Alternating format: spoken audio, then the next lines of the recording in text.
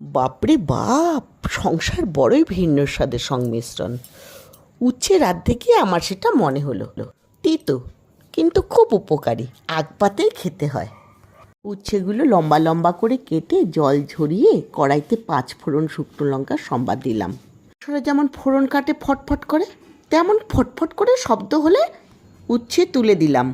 লাল করে নুন হলুদ দিয়ে নাড়াচাড়া করলাম। নুনটা স্বাদ এলো আরেকজনের মতো।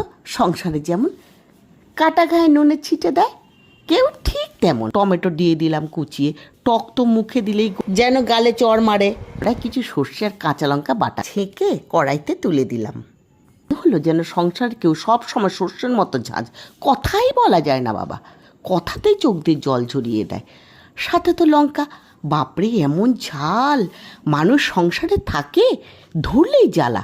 যাই হোক, জল তো মেশানোর ওস্তাদ।